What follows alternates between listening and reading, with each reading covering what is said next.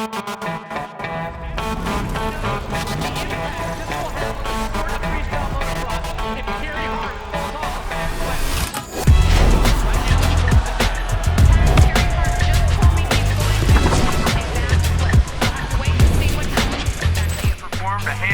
a flying dirt bike, and it inspired a legion of similar. You feel like your back's about to break from the weight on your shoulders. Remember that I told you. You get what you give, you live how you live, so stay in your lane. All right, so if you don't already know, last month we took a trip down to California to meet up with one of our brand ambassadors, freestyle motocross rider turned street bike builder and hooligan racer Carey Hart. See, back in 2023, Carey came down to our then Las Vegas R&D department with the hopes of getting his Indian Challenger tuned for his custom exhaust. After a successful session, Carey came out of it with a better running motorcycle and an idea. He started working on a custom exhaust he hopes to release to the public. That would include a tune from Dynojet to make sure anyone who would run his setup would run it as optimally as his. That brings us back to present day at Carey's place. See, as one of our brand ambassadors, we had a unique opportunity to actually just sit down and pick Carey's mind. Usually when you look up Carey, you'll find him hosting the Forged series with Indian Motorcycles, as he is also an ambassador with them. Or it's him on the Kelly Clarkson show, or TMZ reporting on his marriage with Pink. Yeah, that Pink. Naturally, anyone in the motorcycle community might have some questions that these bigger outlets don't ask or don't know how to ask, as they themselves don't ride motorcycles. So we thought, hey, let's bring a camera and just start asking Carey some questions. How does someone deep in the freestyle motocross space decide to transition and go deep into the custom bike building space, and why only Indian motorcycles? And as someone who's spent most of his life on two wheels, what changes is he seeing develop in the industry, and what does he hope will pan out with the future of motorcycle riding? Full transparency, this is also an attempt to humanize Carey. Being in the spotlight for so long and now married to one of the most famous artists in the world, people tend to forget that Carey himself is just a human like the rest of us. What are you guys trying to prove right now? We're leaving a movie. Going through the comments of some of the reels posted to tease this video's release, we did have to remove a handful of hateful comments, and it's honestly kind of a shame. I'd beg to believe that most of us got into motorcycles because of how cool and inclusive the community used to be. Just think back for a second to the very first time you got a motorcycle and you were invited to your first group ride. We always welcomed new riders, as we finally had another buddy we could share this cool experience with. And these comments, man, hating on someone purely for their choice of spouse or brand alignment, they're not what we're about. Carey is a rider just like the rest of us. He's a family man that stepped away from the spotlight to focus on his hobby and spend more time with his kids. You know, he goes to Sturgis every year to host the Good Ride, a motorcycle charity ride that gives 100% of its proceeds to veterans in need. What are you doing?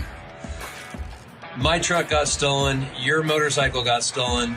You borrowed this truck from Davey Deals. We recovered my trailer. We're 800 miles into a 1,100 mile one-day trip, and we're still making good rides. So you better be there. Let's not forget about all of our clothes and everything else we had. Everything we had got stolen also. No excuses. We're making good ride. Y'all better make good ride. And if you can't, don't Don't ever even have ask. it. Sturgis or bust. With that out of the way, let's get into it. Starts around August, so it'll start. Pretty much it starts. Is this far back enough, or are you just kind of getting B-roll, or? Yeah, it's far back enough. Yeah, so for us, harvest will start probably in about 3 weeks. It's getting really close. Okay. And yeah, we bring it all in. Like I'm more of a janitor. I help my wife through harvest. Okay. And then once it goes in the winery, you know, my wife, she's the lead winemaker. She makes all the decisions in the vineyard. And then she has 3 other women that all do everything and make it all happen. Yeah. She holds on to about, if I had to guess, I'm going to say about 3. Okay. Not, so like there's blocks out here. So there's 9 different varietals on this property. Wow. And she probably takes, let's just say it's 3 acres. Yeah. It might be, you know, 1/8 of an acre here, a quarter there, half there. So for all the varietals that she uses to make her wine. And then the rest of it, she sells to other wineries. And I think I want to say we're one of 2 certified organic wineries in the entire valley. Wow. So this whole property has its own ecosystem, no contaminants, no chemicals. It's all certified organic. Wow, that's wild. I like the farming side and the harvest, the process of harvesting, but once it turns to chemistry and goes in the winery, I'm out.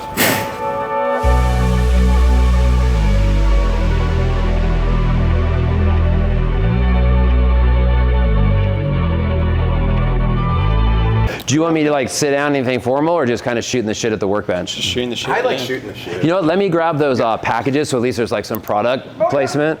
Maybe just start from the bottom, like, hey, you were in competitive racing young. Yeah. And then tell me like your supercross professional racing journey into, at the time, more freestyling. Like what was the... Yeah, I mean, I started riding at 4. Yeah. For me, it got serious at 12. And, you know, I was on track or hopefully on track to be a professional motocross racer, you know? That's what you're going with. And I had a really, really bad injury, broke both my legs and both my arms the first time when I was 15. I was going into the World Mini, which was going to be my last AM race. Which was in Vegas. And yeah, that season was going to be my last AM season. I was going to turn pro at 16. Yeah. And I got held back a bit through that injury, but you know, kept going, kept chugging along. I did, I guess it was 94 to 98, primarily supercross seasons. I did a couple of seasons of outdoor. I didn't have a mechanic. I was in a van with a practice and a race bike, and I left the first weekend of January for Supercross, and other than sleeping in my own bed for the Vegas Supercross, I came home in August. And it was an absolute blast, but it was living dollar to dollar and penny to penny. I made a couple of mains my last season, and I always rode 250. I think I ran 1 year of 125, but I always ran 250. Those are 252 strokes at the time, right? Yeah. So I made a couple of mains in 98, and I was arguably one of the top privateers, you know, but at that time, you know, I'd already started to do some of the video series like Triple X and Krusty a little bit, and Terra Firma and all those. And, you know, motocross was trying to really embrace this like corporate, clean image, you know, NASCAR thing. And I didn't fit that mold. I had half sleeve tattoos and I was wearing baggy, I was riding for Flesh Gear between shift and Flesh Gear, and I just didn't fit that mold. So at the end of Supercross in 98, I came home, I had a busted arm that I'd raced the last 3 races on and not a pot to piss in, no money saved. And I was like, dude, it was cool, it was fun, I did the damn thing, and I'm going back to school. Like I was done. And that summer I got a call to do the demo tour on Warped Tour. Kelly and Mickey Diamond called me, he's like, hey look, it's 6 weeks, you'll make $1,500 a week, you'll get $20 a day in per diem, you know, riding your dirt bike on Punk Rock Series. I mean, it was literally the first ever ramp-to-ramp setup. And so I went and did it, you know, with the intent is like, all right, cool, I'm gonna make some money through summer, go sign up for college in the fall, which I did do. I was gonna go back to school, I was gonna be an accountant. I mean, with the help of Audrey that worked for me, but I did all budgets, all sponsorship sales, everything for RCH. You know, and then the contest kind of started to bubble up. You know, you had like Sports and Music Festival with MTV that happened, which was a one-off. All these like little one-off things were kind of happening. So I was just kind of taking the cash grab and going to school. And then by summer of 99, that's when it was like, okay, I'll put school on hold. I'm just gonna ride this wave as long as it's gonna last. Had low expectation. I was having fun, making good money, riding bikes with my buddies. And it just kept going. I'll tell you, like truly, this wasn't an orchestrated plan, me getting in the bike builds. You know, I was the Grand Marshal of the Sturgis Motorcycle Rally, the 75th, which was 9 years ago. I was still completely immersed in motocross and my race team at that point. And, you know, like I'm a tinkerer. So I had this cool shop, have great tools and stuff. So as being the Grand Marshal, I got given a road glide. And I wanted to customize it. So I customized the bike and I rode it to Sturgis that year with all my buddies like we do every year. And a few magazines shot the bike and I did my Grand Marshal rolls and I thought that was kind of it. And I got home, and in September, Jordan, who was the editor of Bagger magazine under the Hot Bike umbrella, I get a random phone call from him and he's like, hey, how serious about this bike building thing are you? And without even thinking, I'm like, yeah, I'm super into it. He's like, all right, well, do you want to be a builder on Hot Bike Tour next year? And I'm like, yes. Hung up the phone. I'm like, what the fuck did I just sign myself up for? And literally my next call was the Big B. We built that bike and the rest is kind of history. Like it just kind of like with my freestyle motocross career, like there wasn't a big expectation. We just kind of kept rolling with it. And you know, we had other opportunities to do different projects. And then that's kind of where the Indian thing came on, and then we just took off and ran with it. Yeah, so when Zach had closed down, because I would do all my shoots and stuff. And then so. And are you still pretty tight with everybody in the industry? Oh yeah. I don't do a lot.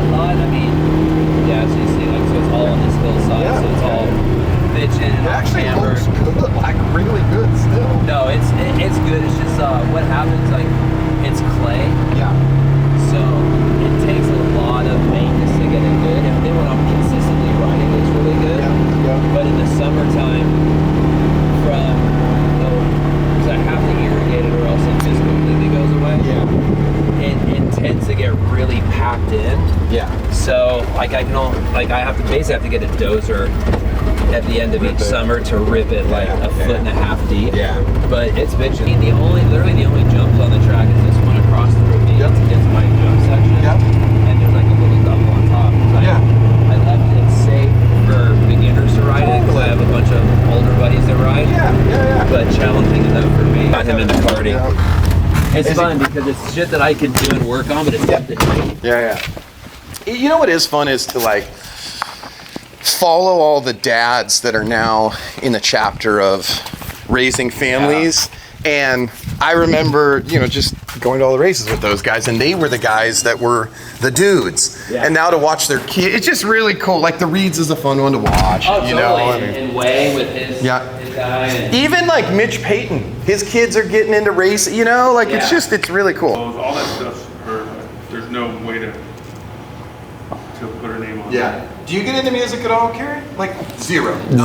I played a song with Pennywise at like 3 shows. Dude, that's a big deal though, Pennywise? Yeah, but I'm Prime? Yeah, but I'm not Not true, you and Jason Ellis had a rock band. No, we didn't. No, we didn't. That's actually really cool, Carrie. Yeah, no, it was fun. Don't get me wrong, it was fun, but I wouldn't consider myself a musician or play. I learned, so the story was, I was on the Australian Warped Tour.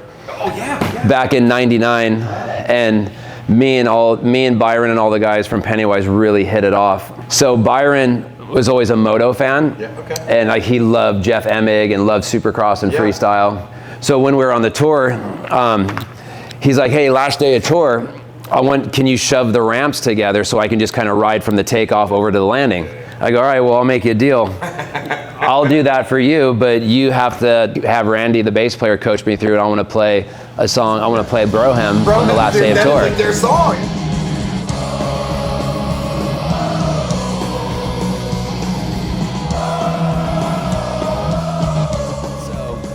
That happened, and we did that the last day of tour. Yeah. And then probably like 4 times since then. Yeah. Like anytime I go to like one of their shows. Yeah. And we're standing at side stage, most of the time when that song comes on, Randy just throws me his bass and walks off stage. And I'm just like, trying to figure it out again. Remember? Yeah. That's cool. Luckily it's punk rock, so you can screw up. Yeah. I'm Mark Carstensen. I'm the mayor of Sturgis. We're here at Anaheim, California, promoting the 75th Sturgis Motorcycle Rally. We're here to introduce Carey Hart as this year's Mayor's Ride Grand Marshal. Thank you very much. Thank you. Very excited.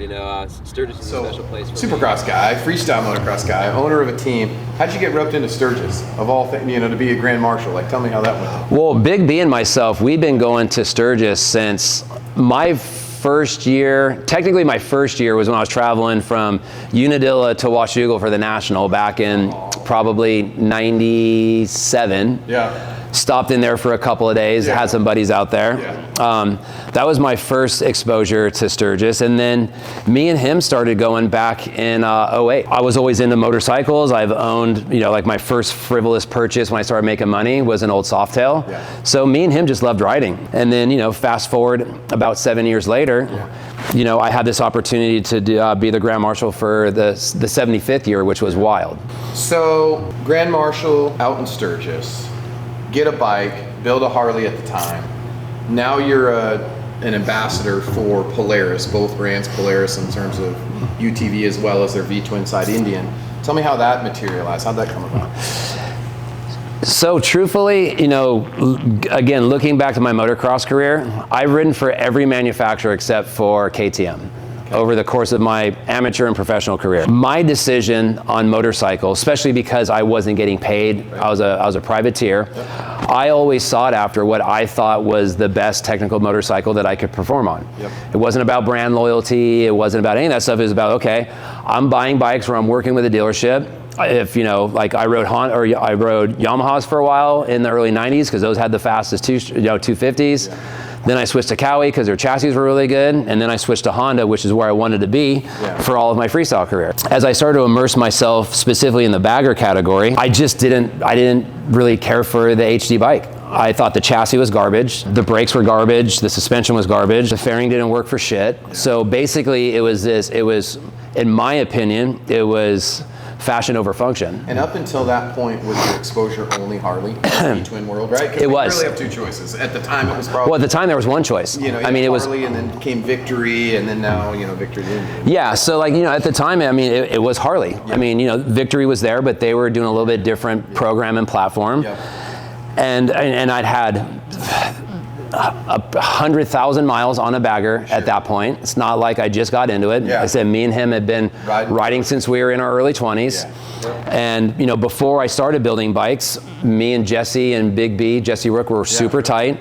I think Jesse built me 2 or 3 baggers. Okay. And so I had seat time on them. Yeah. So this isn't like a knee-jerk reaction. Sure. So while I was building that bike for Hot Bike Tour, I mean, I did a S&S 135 motor, I did inverted front end, I did reservoir shocks. Yeah. I mean, I threw everything I possibly could at this motorcycle because, again, I wasn't about big wheels and all the air at that time. I wanted performance. I wanted this thing to handle like a sport touring bike. Sure.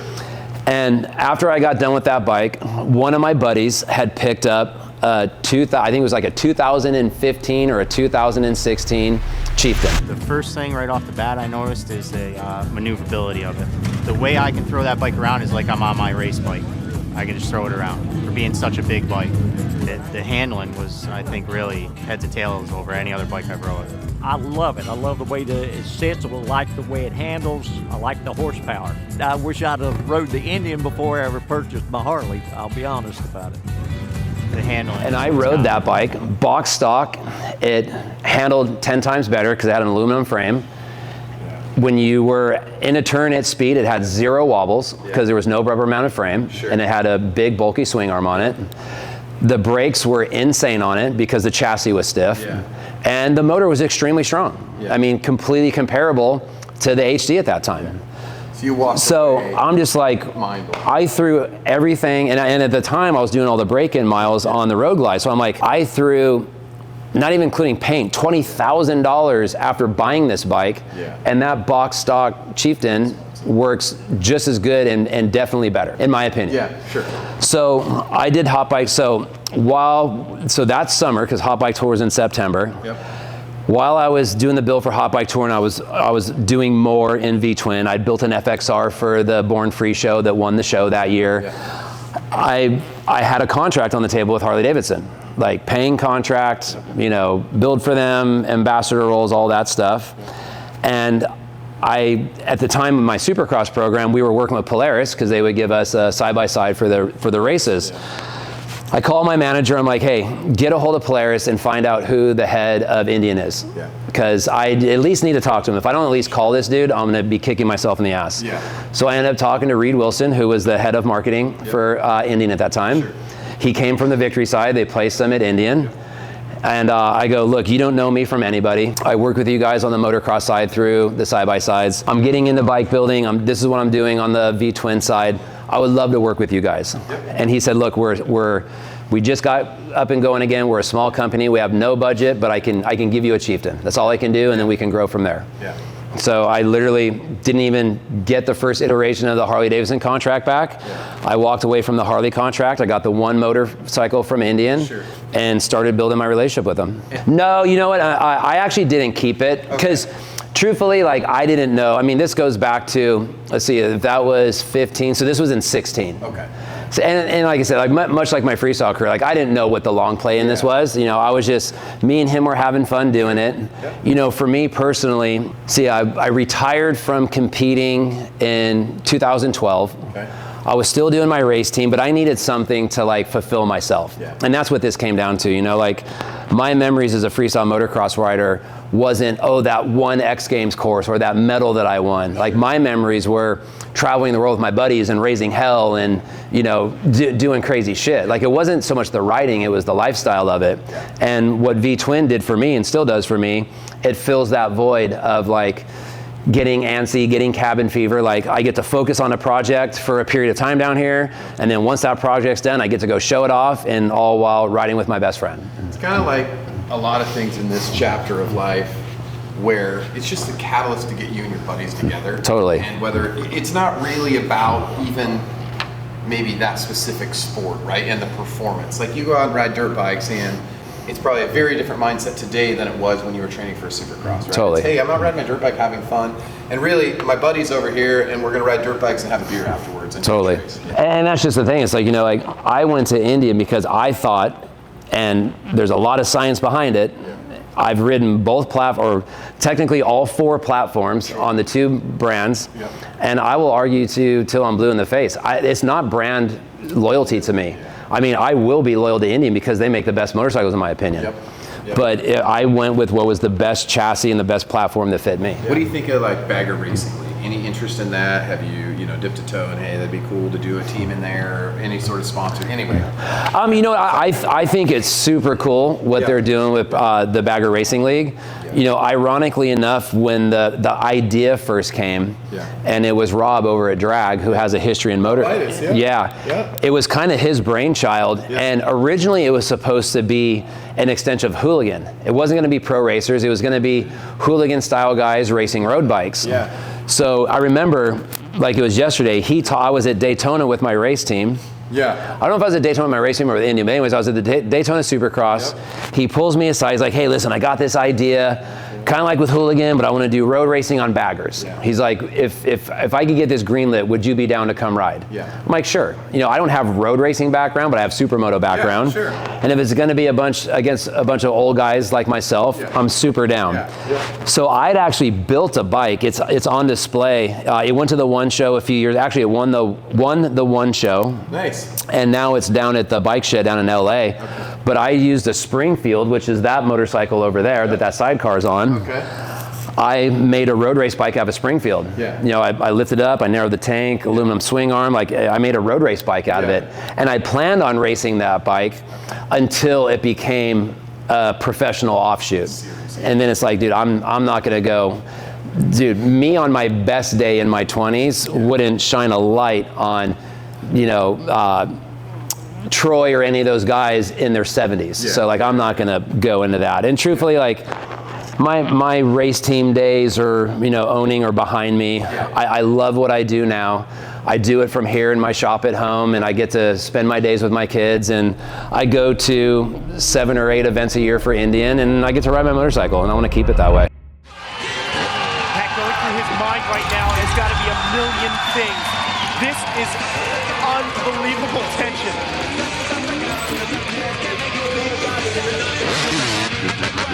No! Carrie! You've got to be kidding me! Carey Hart has done the unthinkable! Good God!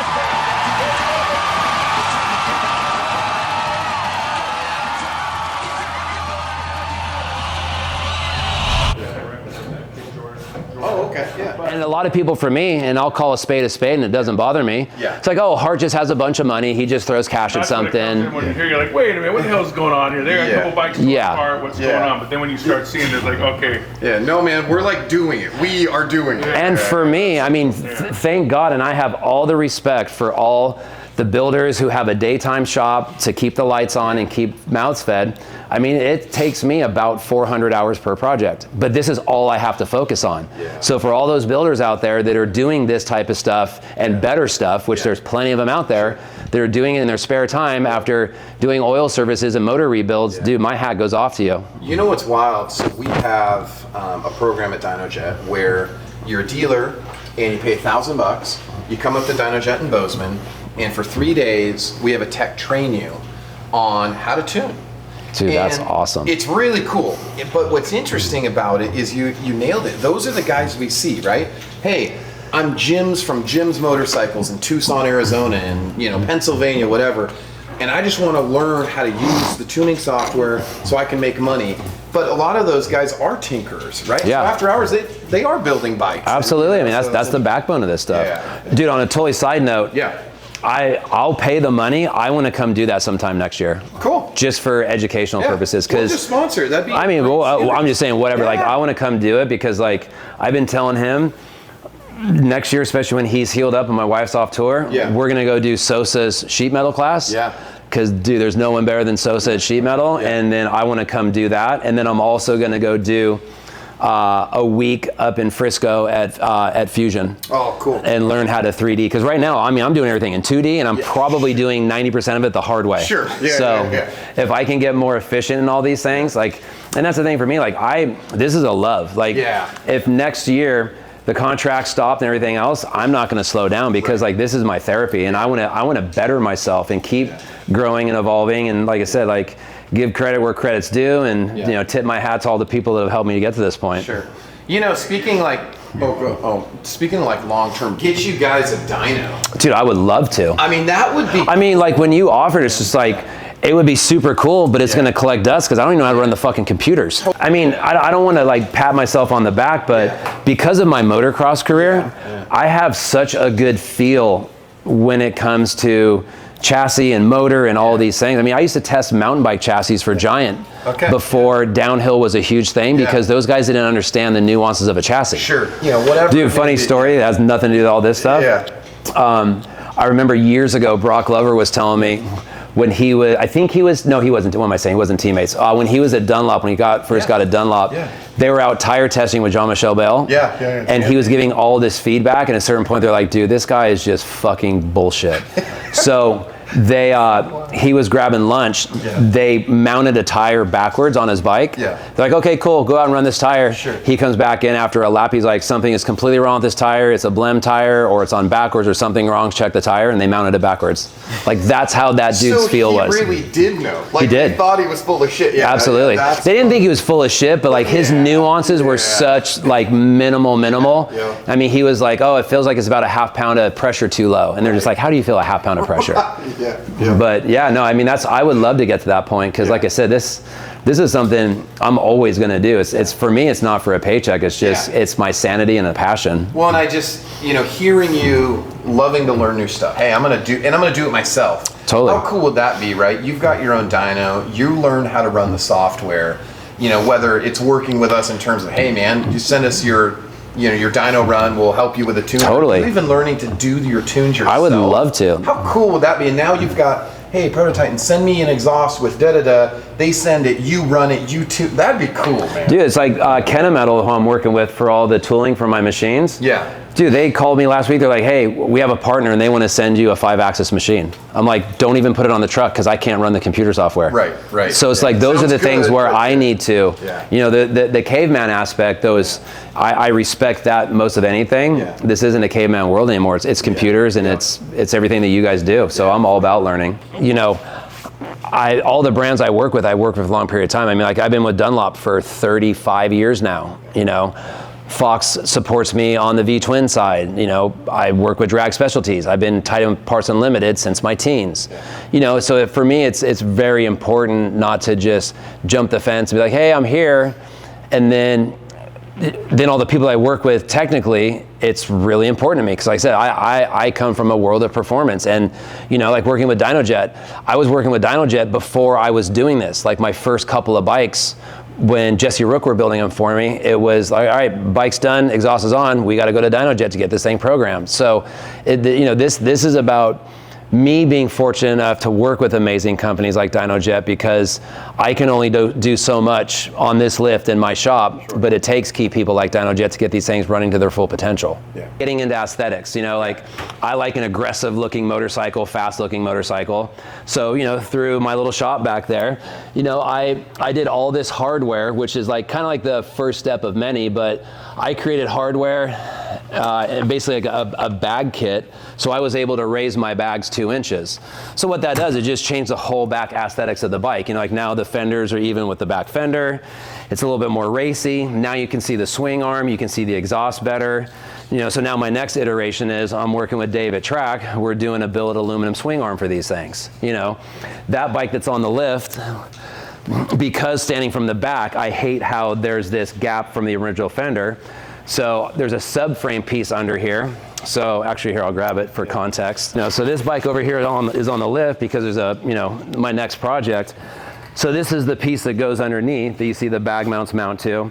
So now I'm gonna end up shortening this by 2 inches so that I can crop and shorten the fender, so I can do the sheet metal, I can do the fabrication on this, raise this whole rear end up, then I can get away from these lower hanging brackets. So it's just like all these little. And that's an OEM piece in your hand. That's an OEM piece in my hand. It up to remove kind of this bracketry that's hanging low. Yeah, so I'll take 2 inches out of that. Yep. So that way all of this either disappears, completely hidden, do all the bracketry there. Sure. You know, just like little things like this, you know, like, again, the components on an Indian are great, but they're mass produced components. So I did all the bracketry and kind of trial and error and field work to now be able to do. So now I have one piece that I can cut on my machine, and then now it's copy paste. Now I can start running a Behringer Master with a reservoir.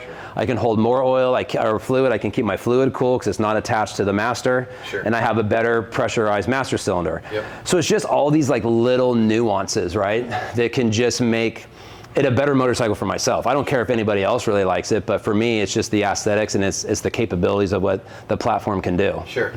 You know, as I say, it's just, and you know, and like that's a good example. Like while I'm doing these things, right? So, I now made this bracket that's all good and dialed. I made the back brackets. Yeah. I'll send these pieces off to Satya Kraus. Yeah.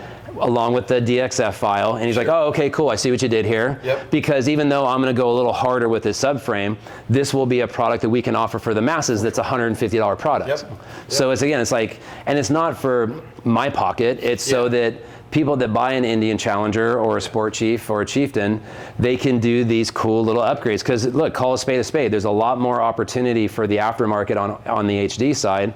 I'm trying to help companies and friends and distributors invest more into the Indian side because they're selling a shit ton of motorcycles and people want to customize them. And the products that you produce are all based on one, firsthand experience, right? Yeah. And it's an actual rider rather than, you know, so many times, as you well know, the industry is aesthetic. Yeah. Right? Hey, you know, maybe we could do an air cleaner. Maybe we could do, is there any performance? Well, I don't know. We don't have a dyno. We didn't test it. Yeah, does it actually work or is it just for look? We're not sure. 6,000 miles with my ass in this seat. This sucks. Yeah. This is amazing. Yeah. Oh, I made the exact same mistake, you know, a couple of years ago. Like I had the idea of doing a true dual exhaust system with no cat. Yep. Well, after 2,000 miles in, I mean, the bike ran good, but it was loud as shit and it got garbage gas mileage. Oh, well, this thing does need some back pressure. You know, a true dual with a short can, there's not enough back pressure. Doesn't work. Yeah. So, you know, and those are the field trial and errors that I get to go through. Yeah. Yep. Oh, there's literally, yeah, there you go. And then, you know, what's your venture into exhaust been like, and where'd you start? I mean, you know, look, the way I've been kind of tackling doing parts is I'm doing it from the consumer side and me on my first couple of bikes. Like you get a bike, usually the first couple of things you do is your exhaust, your seat, your handlebars, right? Like those are the kind of go-to. Yep. You know, and with the evolution with EPA and all the things from the government standpoint, they're starting to get into these things, and we can all agree that all the manufacturers are handcuffed as what they can do on exhaust. That's kind of your first piece that you go to. Yeah. There's also, even, I mean, 100% for myself, there was a huge learning curve because like I come from the motocross world. I got my gas over there. I call up FMF, they send me a system, I bolt it on, I let my bike idle for a minute and it's tuned. Yeah. These bikes are completely different. And for the consumer, it's really confusing. Like whether it's my exhaust or one of the big manufacturers or the small guy that's doing them out of a shop, there's a huge disconnect as to, you think you buy this cool exhaust, so you take your stock off, you put it on, and you're immediately supposed to get better horsepower, better gas mileage, all these things. Well, without the tune, you're lost in the sauce, basically, and then you're scratching your head. So what my goal was is I want to make all the parts that we do very user-friendly. I completely, not to cut out the custom guys. Sure. I think there's a place for them, but I want to encourage people to go buy a used motorcycle, go buy a set of cheap tools down at Harbor Freight, and start working on your bikes yourself. And if I can streamline it through the exhaust shows up, you pull out your ECU out of your bike, you send it to Dynojet, you get the exact same tune that we worked on together so that the bike's running optimal, and you have a CAD in the system, and it's putting, you know, 142, hopefully 143 to the rear wheel, which is totally realistic by the time we're said and done. And that's a win. Dyno validated as well, right? Completely, Rather yes. than, hey, you and I decided it's a 150 horsepower bike. Well, and that's the other thing too, is like a lot of people get confused. When you read these numbers most of the time, it's to the crank. We're talking about to the rear wheel. For sure. So I can tell you firsthand, because we spent 6 hours in the dyno on that bike right there, just with exhaust and a tune, That bike was doing, I think it was 104 horsepower to the rear wheel, and when we left, I think I was at 134 or 137. Sure. And we're about 85% there. Yep. So those are the pieces I want to try to make streamlined for the consumer, so that whether any part, just like how Jake does with his handlebar set, that thing is super easy to put on, he's thorough, the quality's good, so when you get it home, you put it on your bike and you're not thinking about the after effects once you're riding it. That's what I want all of our parts to do. Well, I'm sure there's always going to be the custom guy that wants cams, big bore, etc., whatever it may be, custom. But for the average guy, buys his Indian motorcycle, he wants an exhaust, he needs it to run better, or as his perception was when he purchased the exhaust, it would run better. It's already paired with your exhaust, Heartluck exhaust, Dynojet tune, it's ready to rock, increased horsepower, validated by dyno numbers, hit the road. Exactly, and even for the builders, you know, like I'm that person, you know, and if it weren't for Dynojet, sure, I would have had so many issues over the year. Like I said, I had to learn the hard way of like, wait a minute, I got this awesome exhaust system that my buddy handmade up in his shop. I remember one year, like I did a pie cut, or he did a pie cut titanium exhaust system just to replicate the motocross bikes. And the bike unfortunately ran like shit. Yeah. Because then I called you guys and we were able to get into a program. I just think general public doesn't really understand how crucial a program with a system goes hand in hand, and we're just trying to take out that guesswork. Well, and it's interesting in the tuning game, there really aren't many big brands. No. Right? You've got, you know, I would arguably say Vance & Hines is one of the bigger. You've got, you know, some of the standalone guys like a Thunder Max, so it's a complete, you know, ECU replacement. Couple guys dabbling in it, but there really aren't a lot of brands in it, and there's a lot of barriers to entry. If you think about tuning, I mean, like if you want to be a tuner today, where do you start? I mean, you know, we've got 50 years of tuning, right? Well, and how many of the guys, and no disrespect to them, but how many of the guys just go buy a used dyno and then just start playing with people's motors and grenading them? A lot. I literally saw a buddy of mine grenade his bike in the parking lot of the dealership because some dude showed up with a mobile dyno.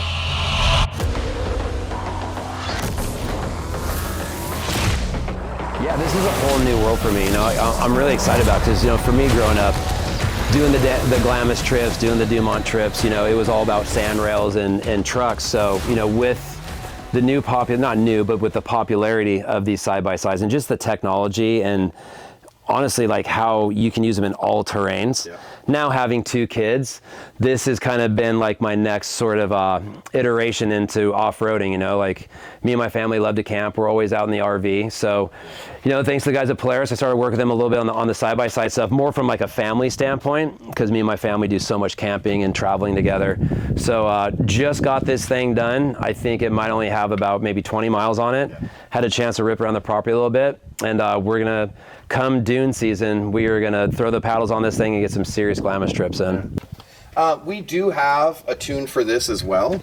I think I have it here. Okay, yeah. We already have it. I got 3 tunes sent to me. Yeah, okay, cool. I just didn't want to play with anything until I figured if you guys were here, or I actually need to be walked through it. Okay.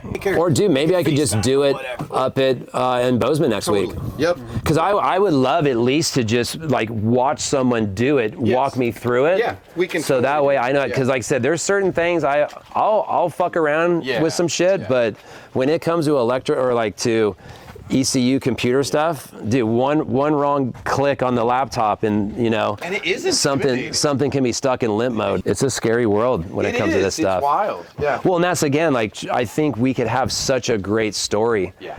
Tying the 2 in when everything goes to retail, and after that, like into the future, it's like, dude, you guys were plug and play, and it takes the taboo out of it, and you can have your bike running the way it's supposed to.